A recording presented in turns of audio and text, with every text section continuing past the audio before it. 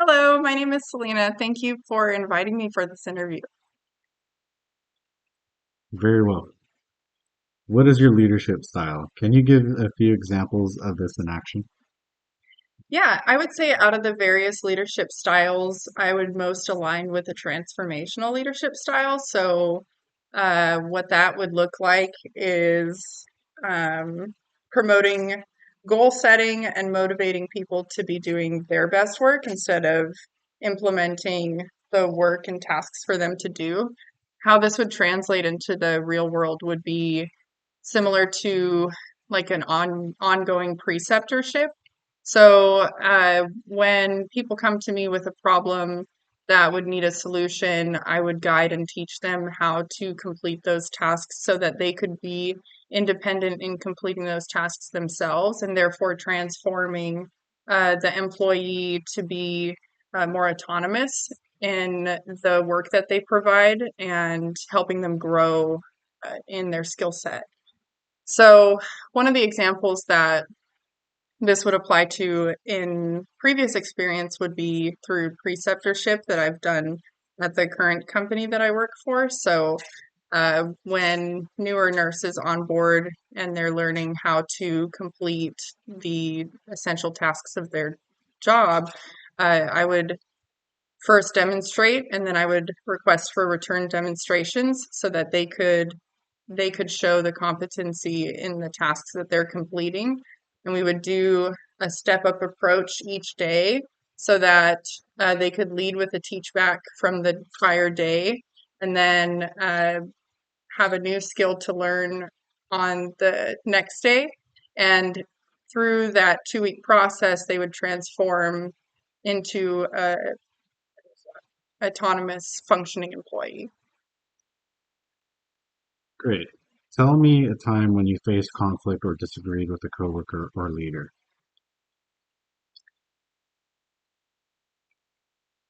I think probably I would reference a fairly recent experience that I had in my current employment that had to do with switching on call shifts. So, at the job that I currently work at, um, we rotate on call shifts. Once about every 2 to 3 months, we work either a Saturday or a Sunday. And a coworker of mine requested to switch the on-call shifts so that I would take her shift and she would take my shift. And so we got that approved, and I ended up working her shift. And then when it came time for her to work my shift, she said that she couldn't do it anymore, so that I had to find someone else to cover my shift. And uh, we have a running group chat where we can request for somebody else to cover the shift. That everybody, all the employees are a part of. So I posted on there like, hey, the person that was going to cover my shift couldn't cover my shift. Something has happened. Can somebody else cover my shift? Well, that upset the employee that was supposed to cover my shift because I think my understanding is that she felt that it was highlighting an area that she was not able to complete something that she had signed up for and she didn't want the whole company to know. Whereas on my side, I was just trying to get the shift covered by anybody. So, because I had already made plans working around our previous arrangement.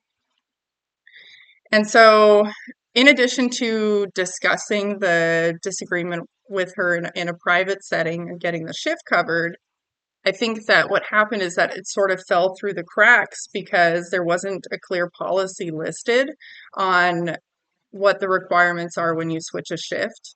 Her and I were able to collaborate on what our individual expectations were and then go to the supervisor and have a policy be distributed to all of the employees so that everybody knows, who's responsible if something like that were to happen again, who's responsible for getting the shift covered.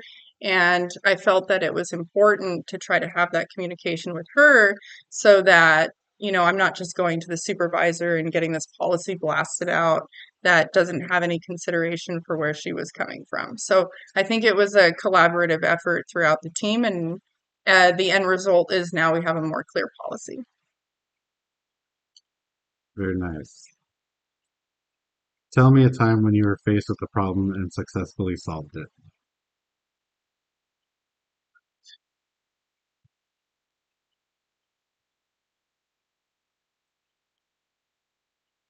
So still along the lines of the home health job that I work for, oftentimes, if a nurse is sick, then another nurse from another area that doesn't know the patient will cover the patient. Though we do have a running chat system for each patient that transient nurse coming in just to do that one visit can review the backlog of the chat, which does help with coordinating care. But I went to go cover a visit for another nurse, and the wound care orders, the last written wound care order on the running chat was not the current order for the patient. And the patient themselves felt confused about how to do the wound care in the off days in between the nurses coming because it was a daily wound care. And so I ended up having to call the doctor and clarify the wound care in the visit and then teach the patient how to do it. But I also requested to the supervisor that we have a page in our start of care booklet for the patients where we can write down the wound care orders for them and then continue to have that updated so that the patient is aware of what their wound care orders are at all times. And then it's just another support system for any of the collaborating team coming in that they would be able to see the written wound care orders as well. And so I was able to assist in drafting the form and getting that policy improved so that we don't have lapses in the wound care for the patients. Great. Tell me a time you faced a staffing shortage, either from a leadership or employee situation, and what were your actions related to being understaffed? I think the biggest staffing shortage that I experienced was during COVID. I was working in skilled nursing at a skilled nursing facility nearby called Vasona Creek. And at the time, I worked the PM shift for the admitting unit. So the admitting unit ended up turning into a PUI unit, and it was the only unit that would take new admits to the facility. So there'd be about 7 to 8 at a time. Whereas prior to COVID, the admissions would go to be evenly distributed throughout the units. So, but because COVID was happening, we had to put it all into one unit because they would all be under investigation for 14 days. So, in addition to having the same amount of patients as the other units, I was responsible for taking all of the new admits. So those are the more acute patients that are coming in. They don't have their medications. We're waiting to get those. They're in pain. They just came out of surgery. And a lot of times they have extra illnesses. They are at risk for COVID. So I had to gown up and down for each one of them. And at the time, I felt that it warranted having two nurses on that unit. There were other units that didn't have all that extra criteria that only had that had two nurses staffed. So um, initially, I brought it up to the ADON. Uh, I invited them to work alongside the shift with me so that they could observe my workflow and make any potential improvements to my workflow. They declined that. Um, I did end up going to the DON and expressing my concerns for the patient safety with only having the one nurse handling the extra tasks in the PM shift, whereas there were two nurses in the AM shift on that unit. Um, and in the end, I ended up actually creating a PowerPoint presentation and demonstrating that for the DON and the administrator, where I had brainstormed a couple different ideas. Instead of just staffing another nurse for just that unit, the facility would benefit from a floater nurse. a nurse that was just there to handle change of condition, which was never without change of condition. So the floater nurse could go to each unit and support each unit in tasks that maybe they were falling behind on. And in my PowerPoint presentation, I explained the risks of not having any change, the benefits of having the floater nurse just for the morale of the staff themselves and being able to give everybody a better workflow. And then I also added like a cost benefit, like a financial cost benefit of having a floater nurse versus employing a second nurse at all times for just that unit. But in the end, they didn't make those changes. Um, and so uh, after I ended up shifting my work to home health, I did, find out that they ended up employing a second nurse at that facility after I left. What is your strategy to retain employees and maintain morale on the unit? I think that there are a couple different categories that a good quality leader can retain employees and maintain morale. One of which would be promoting a positive work-life balance, um, and implementing positive reinforcement, taking personal accountability, and equal task distribution. So you want all of your employees to feel that they're receiving equal treatment the best that you can. So some ways you could do that is by providing equal opportunity to all of your employees, distributing the tasks appropriately and ensuring that task distribution is universally understood, and that no one employee is being overloaded while others aren't. So clearly identifying the roles. Also using positive reinforcement for the task completion and positive morale display. So when employees are completing their tasks and doing a great job, you can make that kind of reinforcement a little more public and give that positive reinforcement and feedback to them, as well as if they're just demonstrating having a positive outlook on their job. So if you have a negative Nancy that's making side comments or not participating in groups, that would require a different type of conversation. But if you have people that are really putting in their full effort and being active listeners and contributing to group projects, then making sure that you're acknowledging that and hopefully facilitating others to participate intrinsically like that as well. And then taking accountability as a leader. So one way that leadership can do this is through the use of surveys. They can survey the employees, find out what the employees are maybe not as satisfied with in their work life, and making sure that you're demonstrating a follow through in a way that the employees can visibly receive that they feel that their voices are being heard, and that's how you are able to show that it is all a team effort, including the leadership as well. And then the final part of just ensuring that you're able to promote a fair work-life balance so that people come to work feeling refreshed and ready to work. How do you offer feedback to employees?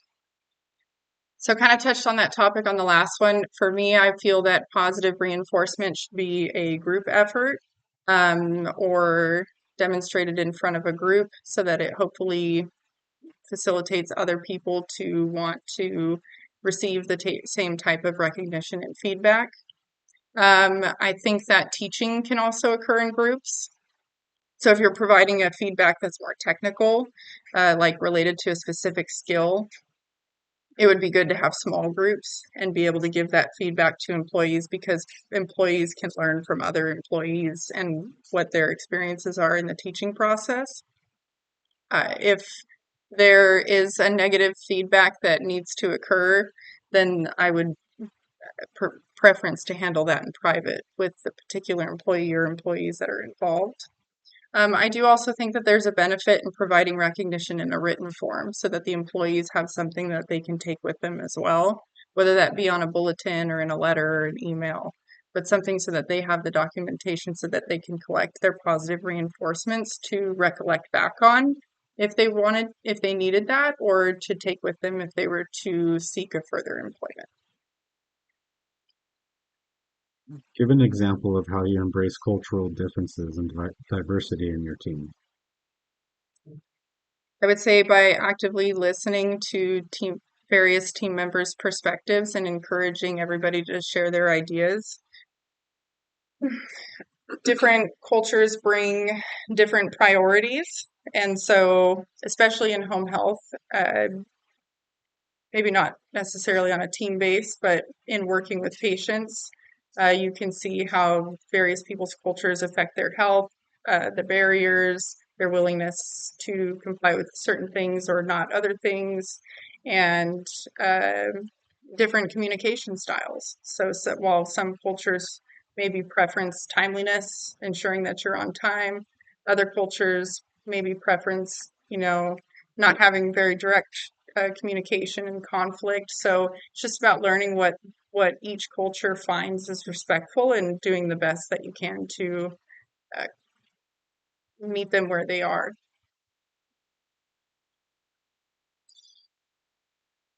Great. How would you approach an underperforming employee? So initially, when you notice that there is an underperforming employee, potentially maybe there's more than one underperforming employee. So initially, you could probably do a group in service and just ensure that everybody has a written copy of the policies. Everybody is understanding of what the policies are. If there are any gaps to understanding between the policy, maybe the policy has changed and people have questions. So having like sort of a team meeting just to establish what the policies are and if there's any, barriers to that. Um, and then if you do like a group in service and the employee is still underperforming, then it would be best implemented through a step up process, like a performance improvement plan.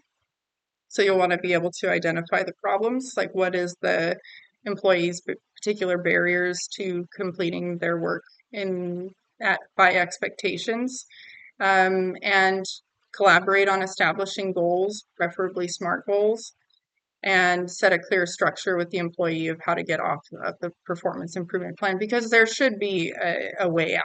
It shouldn't be that somebody's on a performance improvement plan, they're just going to stay there. They don't have that avenue on how to get out of the performance improvement plan. And then corrective action would go through a step up process. So you could start with a verbal warning, written warning, second written warning, and so on to escalation. Just continuing to rewrite the goals as you go. Okay. How would you approach an angry client? So I think especially with nursing, when you're doing something like a service recovery, there are additional factors at at play besides somebody being potentially just angry about the service. There's people that are receiving services in nursing, they're sick. So they could potentially be in a lot of pain, and you have to take that into consideration. Even if you're hearing a request that doesn't seem like it should be at the gravity that it necessarily is, it may be a bigger magnitude for them because they've been dealing with chronic pain for the last 10 to 15 years. So I think the first step would be trying to put yourself in the other person's shoes so that you can relate to them better. Another part I've noticed about service recovery is that people want to be heard. They want to be heard and they want to feel validated. So starting out by just letting them talk and letting them get out every part that and point that they want to make and validate what you can. I know in nursing that you can't really apologize for the work or behavior of you have to be very careful about how you apologize for the work or behavior or shortcomings of other nurses. But there are ways that you can phrase it that make somebody feel still really validated and that they're at least being heard and that you're going to do something about it. So the first step would be to understand their perspective. Second step would be to listen to them, validate them, um, even reiterating what they're saying back to them so that they are aware that you understand where they're coming from. That can calm down the angry a little bit, and then you're able to focus more on creating solutions together on how to rectify the situation. All right. How do you commit to professional development? Provide an example. So I think there's a couple different ways that you can commit to professional development. There is personal professional development. So, like, for example, continuing my schooling, getting my next steps of my degrees, completing extra certifications, such as like a wound care specialist certification, IV specialist certification, getting additional certifications that are appropriate for your licensing bracket. Also, you can commit to professional development on a collaborative or group effort. So those previous examples benefit me.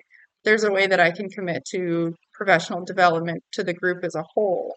So in the past, I've volunteered as a preceptor. And so, for example, if I'm in charge of precepting somebody and teaching them how to do a job that they haven't done before, let's take, for example, I have a new LVN that comes in from skilled nursing and I have to teach them how to do proper bag technique. Bag technique isn't something that they've done at the skilled nursing facility before. And a lot of times I've seen people cut corners with bag technique because they don't understand what the purpose of each step is. And so by implementing it myself and demonstrating it to my colleagues, what the reasoning is behind each step of bag technique to prevent infection. And this is why we lay the drapes out like this. And I take the steps to explain all of that.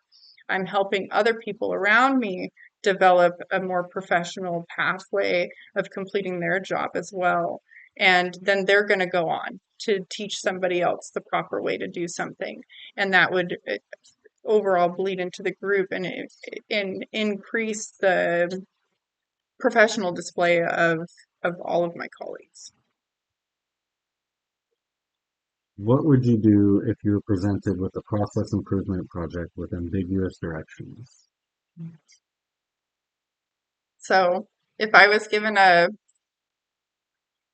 if I was given a process improvement project with ambiguous directions, the first thing that I would do is create a list of where the ambiguities lie, and where I'm feeling unclear, and seek to clarify what the objectives of that process improvement project is, through my list of questions. Then I would gather data on the current processes because we're looking at like a process improvement. So I would need to know like what is all the data of the current process. And then I can identify the problem areas of that current process. For example, if I had clarified the objectives or attempted to clarify the objectives already and I didn't get that clarification, then it's up to me to try to determine where are the problems in this process that need to be improved. So I gather all the data, I highlight what the problem areas are, and then I can separate that out into sections that require definable goals and create measurable, quantifiable goals for each of those subcategories. And then once I've brainstormed the potential solutions, I can test those solutions on a smaller scale, like maybe just with one team, one sector of the employees, and then receive feedback from that small sector on whether or not that was working out in improving their experience. And if that has been successful, I can broad scale it and then circle back to the original data. So did the original data improve from the list that I pulled prior and started that process with? And I can restart that, identify problem, define the goals, brainstorm solutions, and until I've, hopefully filled in the gaps of what was ambiguous to begin with. So thanks for having me. Have a good day.